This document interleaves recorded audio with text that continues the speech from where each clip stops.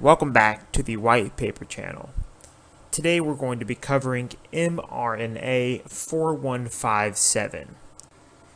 The results of their interim analysis for their phase 2 trial should be released within the next 30 days. So I find it important to refresh myself on what the drugs in the study do, how they work, what data I think is important, and how I picked that data. First, let's start with the personalized cancer vaccine. Now, the drug works by exactly as it sounds. You create a vaccine that will train the immune system to code for mutations that are on the cancer cell and only on the cancer cells. This should create an environment in which your body attacks your cancer but leaves your healthy tissues alone. Similar to if you have a surgeon who surgically removes the cancer or affected disease but leaves your healthy tissue in place. Keytruda, or Pembrolizumab, MAB meaning monoclonal antibody, codes for an antibody that will block or inhibit PD-L1. Now, PD-L1 is a protein that sits on the surface of cells.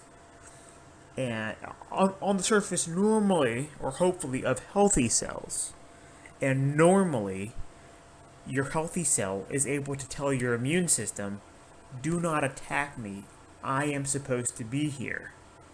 But unfortunately, cancer cells can also express that protein, and quite often in very high numbers, which precludes your body from being able to identify them as diseased or cancer. So Keytruda will go in and block that kind of safety device so that your immune system can actually go in and do its job of removing infected cells. Now, I'm sure you're wondering, well then, if you turn this safety mechanism off, how do you safeguard your healthy tissue from being attacked? Now, you have other mechanisms of keeping your cells safe, but yes, absolutely, you end up getting collateral damage from your immune system attacking healthy cells. One of the pharmacists in the Reddit group commented on one of the pages that Keytruda contributes a 20% lifetime toxicity, and that following Moderna's trial, we need to keep a close eye on that rate increasing. Now, based off of how the personalized cancer vaccine works, which is to focus the immune response on just cancerous or unhealthy cells, I don't think that will be a significant factor that we will have to be concerned about. But that's something we all will keep in mind. I read through many of Merck's trials for their Keytruda drug, and the one that I felt was most directly similar to the phase 2 trial of the mRNA 4157 was their Keynote 054 trial, which studied stage 3 disease with a high risk of recurrence, which is exactly what the Moderna trial is aiming for. Now, what I found was, and if you're looking at the Reddit page, you'll be able to follow this a lot easier, but we have a Kaplan-Meier curve, which is simply just a curve where everybody starts as alive or healthy, and as your disease comes back, they remove you from the group. So you can just see a downward sloping line over time. This is excellent because it really illustrates graphically or visually how well the drug performs over placebo.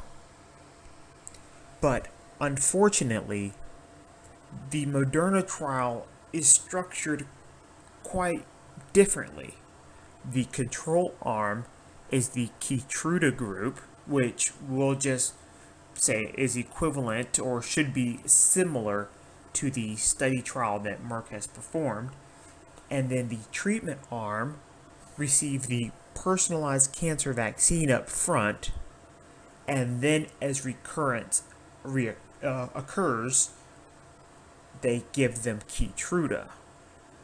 So we can't really use this progression-free disease chart because they will start off as all being progression-free, and then as people click into the progression category, or the relapse, as many people call it, category, they will be treated with Keytruda, which should put them back in remission. Now, I have created a couple different categories on how best to represent this, and the one that I'm most favoring is that they use what's considered a progression-free months. Now, in this scenario, and if you're looking at the Reddit page, you can scroll down to chart number 2.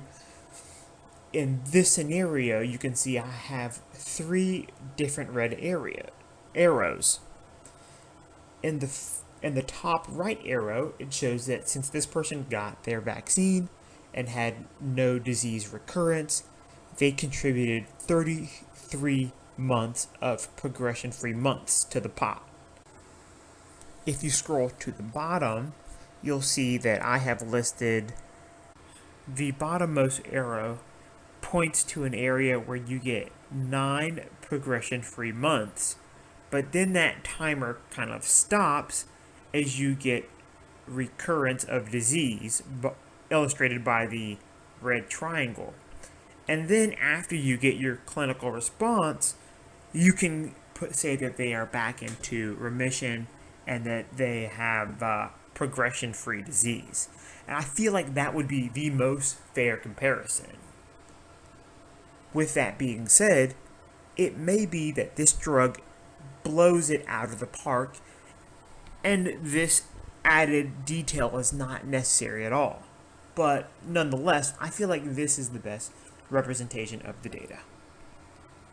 So to finish this video off, I will say that I went ahead and calculated, based off of the graph that's located at the top, I performed a Riemann sum, which is like the fancy math talk for eyeballing the data, and I got that in their trial of 514 treatment arm patients of Keytruda, they had around 5,289 progression-free months. Now, I extrapolated that data to the treatment size of the Moderna trial. I assumed the number of patients that received Keytruda were 78.5. I know it can't be average person, whatever. And I got that the control arm should have 808 progression-free months. So that is the goal to beat. Best case scenario, Moderna's arm will get 942 progression-free months, which means basically nobody within the first year had any recurrent disease.